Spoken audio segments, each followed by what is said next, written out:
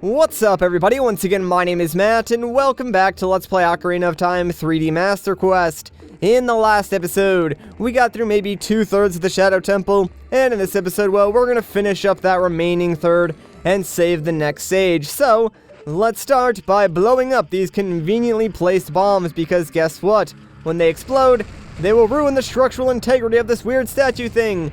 Hooray for destroying relics of the past!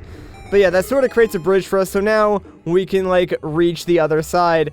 And there's one thing that we need to do over there real quick. But before we get over to the other side, let's stand here and turn around because, yeah, right down there is another golden Skulltula.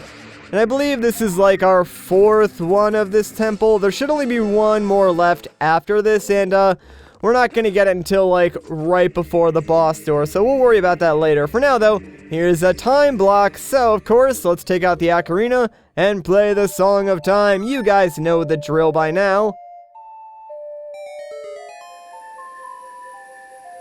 Ah, and of course, there's an ice switch behind that time block. Who would have guessed that? Alright, again, same thing as before, just shoot it with an arrow. I mean, at this point, we've pretty much encountered, every puzzle imaginable. I mean, there's some stuff later on that'll be kind of new, but only because, we'll get, new items, but everything else is more or less the same, so you should know what to do at this point. But yeah, let's step on that switch, that way we can unlock that door back where we started from, and, there is, another door over here, but this door pretty much leads you directly to the boss door, and since we're currently lacking the boss key, there's no reason for us to go over there, so instead, we'll head down and enter this other door first, then maybe we'll find the boss key. Yeah, gee, I wonder. I mean, of course, we're gonna find the boss key, guys. That's kind of the whole point of, this next room, but whatever. Okay, so, this next room has actually been changed just a little bit on Master Quest. Obviously, the whole use your lens of truth to see the invisible wall things is still here, but instead of floor masters, we just have a singular like, and some bubbles and stuff like that. So, yeah, we're just going to avoid, all of those guys and not bother fighting them. Anyways, what you want to do is head into this room first. Now, there are three, spinning skulls that are on fire. So what you want to do is head up to the top of this area. You're going to find some bombs, and we need to practice our bomb throwing skill. Yeah, so all that time we spent, throwing bombs back in Goron City to get that piece of heart, they're still going to come into play here. So we pretty much have to do the same thing again. And normally, I'm actually not too bad at this one, but, seem to be... Oh, there we go. Got it. Nice. Banked it right off the edge. And, oh my gosh, wait, did I get that first try? I think I might have... Yeah, I did. Holy crud. That is, super lucky. Only one of those actually contains this small key. So that was a 33% chance that we would get that. Not bad. Not bad at all. Okay, so one thing I do want to point out as we're leaving this room. There is another door right down there. On Master Quest, this room is entirely pointless. You'll go in there, you'll get locked in, and you'll have to fight Dead Hand for, the third time, and you don't even get anything useful. I think the chest that appears contains, bombs or rupees or something like that, so, yeah, I'm not even going to bother at all doing that just because it's a colossal waste of time. Okay, so in this room, there are, wooden spike walls just hurtling towards us, so whatever will we do? Don't panic, guys, just grab Din's Fire, and, let it go right here in the middle, because, obviously, they're made of wood, so... they're gonna burn away so long. The only issue is, yeah, the keys, they don't actually die. They turn into fire keys, which is kind of inconvenient, but, not really that big of a deal. Come on, buddy. There we go. Alright, so let's grab this chest first and get ourselves a blue rupee. Great. But more importantly, the chest over here is the reason why we came all the way here in the first place. It's, of course, going to be the boss key.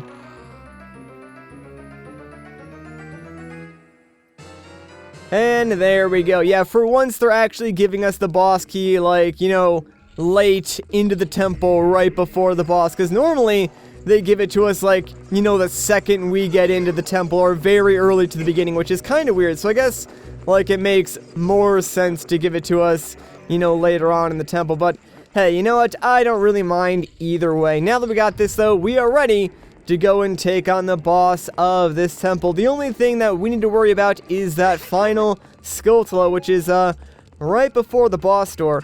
By the way, make sure you have like max arrows if you can. Having max magic would also be kind of helpful, but we should be good with what we have. You will need both the Lens of Truth and your bow for this boss fight, though. You might want to use the hover boots, but I know some people who prefer not to use them, but it definitely makes it a little bit easier. Okay, so in this room, equip your Lens of Truth, that way you can actually see all the invisible platforms, and obviously right across the way is the boss door, but there's that golden Skulltula over on the left side that we need to pick up first. So let's just try and navigate our way across these platforms, and oh man, I always feel like so scared walking over to these platforms, because I feel like one wrong move and I'll just like end up in the void. Alright, thankfully we made it here safely, so let's grab our hook shot and get this golden Skulltula. That way we can be on our way directly to the boss. Now, a lot of people seem to have trouble with the boss of this temple. Like, I got a lot of comments about that on my original Ocarina of Time playthrough, and really my only advice to those people is to get good, because this fight is not hard whatsoever. I would recommend putting the bow on like an actual button instead of a touchscreen button, and also, you know, like having the big Goron sword equipped will also make this a lot easier. Anyways though, since we're ready, let's just hover right down the center, and well, here we go.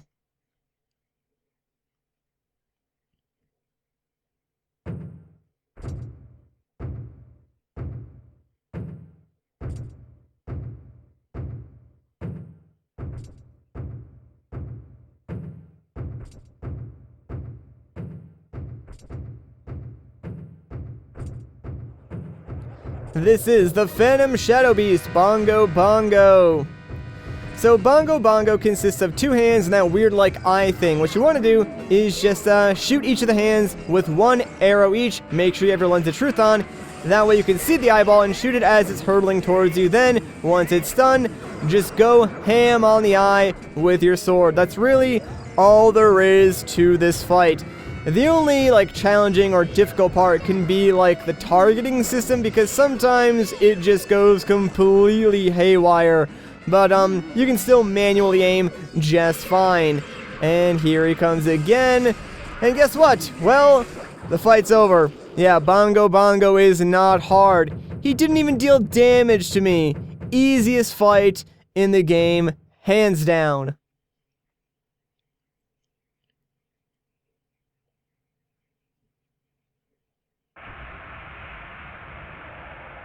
And I guess he just fades right back into the shadows where he came from. But with that, Bongo Bongo has been defeated, and the Shadow Temple has been completed. Hey, that sort of rhymed. Alright, let's grab our heart container, and, well, get the heck out of here, because I am totally done with the Shadow Temple, guys. Like, it was fun, but I'm ready to move on, that's for sure.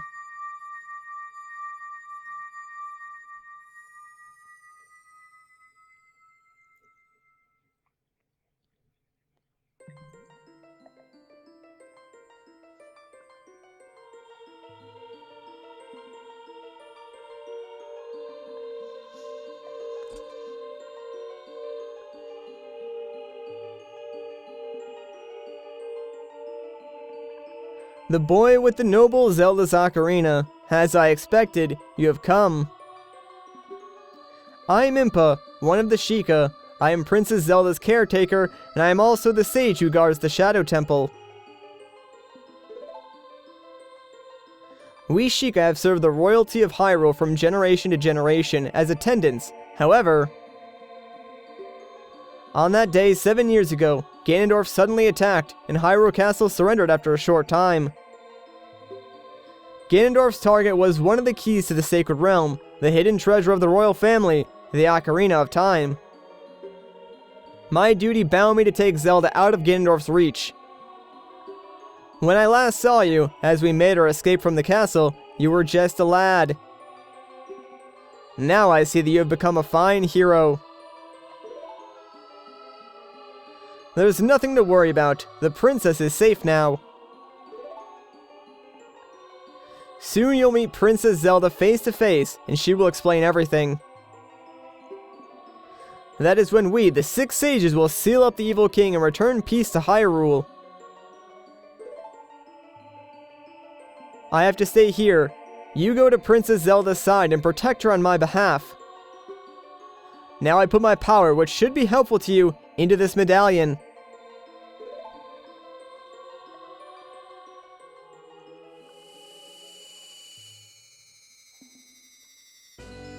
Aw, heck yeah, it's a grape jelly covered biscuit! My favorite! But there we go, the Shadow Medallion. Impa awakens as a sage and adds her power to yours!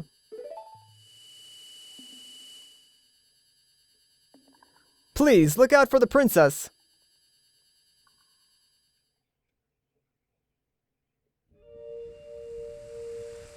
Alright, so another temple down and only one more to go. Also, only 2 more heart containers to fill up. That is crazy, man.